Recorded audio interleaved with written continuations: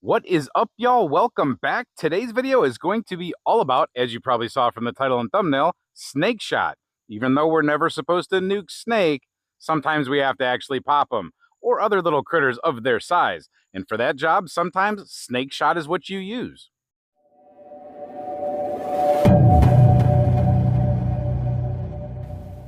Today's snake shot test number 3 will be 45 Colt. Today's snake shot test, number 3, I would check out number 1 and 2, but number 3 will be 45 Colt. I'm using a little bit of an odd firearm for that today. I'm using a Smith & Wesson X-Frame 460 Magnum. It's the shorter one with a 2 3/4 inch barrel. Performance center, very nice.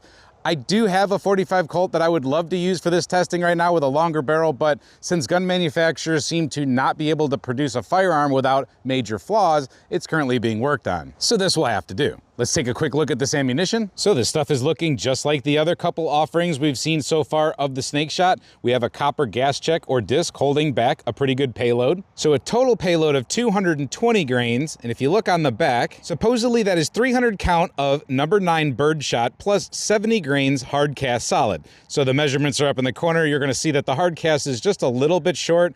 The number 9 shot, I'm gonna go ahead and say I don't think there's exactly 300 pieces in there, but the total weight does come up to the 220 grain they say for total payload. And now back to the firearm for 1 second. Even though this is an odd firearm to be testing with barrel lengthwise, this is actually one that you might be carrying if you're in bear country. You might have your first load loaded up with that. Now I don't know what kind of snakes might be in bear country at the same time or anything. That's for up to you to decide, but I think it's pretty cool because this is a gun somebody might actually carry for two-legged defense or bigger, but this thing does have a projectile in it. So no matter what you're carrying in 45 Colt, you have a projectile backed up by birdshot. So critter control mixed with bigger stuff control. Just keep that in mind when we're shooting targets because you're gonna have one projectile hole and then a bunch of birdshot around it. Let me show you the target real quick and let's get to shooting. So here we have our typical bullseye type of target.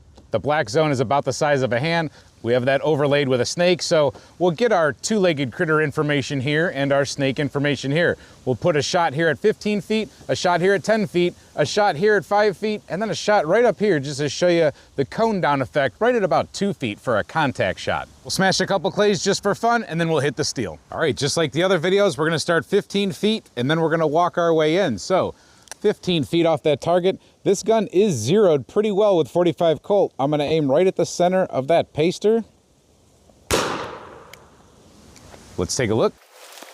So not bad actually, I was aiming right there. I got a little bit low, which could be understandable. There's not a whole lot of powder in there. That really felt very light in the hand. It was actually light enough where some of this birdshot splattered back at us. If it was a soft-bodied creature, I'm sure it might go into it, but I actually got pelted back in the face coming off of this OSB. But we hit right there with our projectile, our hard cast. That would definitely be a probably lethal shot for that snake, I would say. Plus, we hit him with a whole bunch of other stuff. I don't think he's walking out from this one.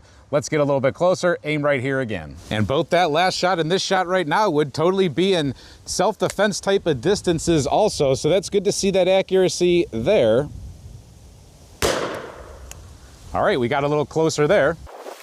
All right, a little closer to my bullseye, whack the snake again. Pattern got denser as expected. It's actually performing pretty nice out of that size barrel. It's pretty good out of that gun, I'd say. I think it can only get better out of, let's say, a Colt single action army or a clone, but definitely got the snake pretty darn good with that pattern. That's a nice tight one. That'd be good for rats too, something like that. This next shot I'm gonna put on the head. We're only gonna be 5 feet away. I'm gonna go right for that diamond, and I'm pretty sure this is gonna be super lethal to Mr. Snake. All right, 5 feet off that snake. He's right off the side of the path, and you better shoot him now before he strikes you. So unless I had some super trigger flinch, which I don't think I did, we dropped a little bit there. So those discs don't exactly fly with precision all the time, but we put a ton of shot on the snake's head. You can see that that pattern kind of coned down to right about that size. That's pretty darn good. That would definitely eliminate that problem. Now, let's move closer. I'm gonna pretty much line my sights up with that sight picture there that's drawn. I'm gonna be about 2 feet away, and you're gonna probably see a pretty good cone down effect of what would happen with a contact shot, something real close. All right, my sights are lined up pretty much perfect with that sight. And yep, it did it. Wow, we see pretty good burn here from the powder, some stuff wiping off, but yeah, that's definitely a good cone down effect. That's a really good punch into that OSB. that would really not feel good as a contact shot to get a threat off of you. You got a big not a big projectile, but a solid lead projectile going pretty darn deep in the center of that hole too. All right, just to mimic some targets on the ground and see what kind of shatter effect we got 10 feet away and about 15 feet away for some clays. That one definitely got smoked. And that one's smoked too. Not really too many big pieces left of those little guys. All right, we're about 20 feet off that steel. I don't expect anything super loud out of this. I just want to see what it does, see if it moves the steel, gives us a ring, and see what kind of pattern we get. I definitely felt some stuff come back at me again. We hit right here, and that's right where I was aiming, and we had a pattern that extended out to right about that big. Pretty good amount of pellets laid in there, actually. So a 45 caliber projectile backed up by a whole bunch of little tiny projectiles. Let us know in the comments what you think about this shot and the other ones we've tested so far. Next up will be 500 Magnum. I know you guys are gonna wanna see what that does. It's not gonna be a super hot round again, but it's got a lot more payload in that big 500 Magnum case. Hope you enjoyed this test. Check out the other ones. Hope to see you at the next one. Until then, stay safe, have fun, and keep shooting.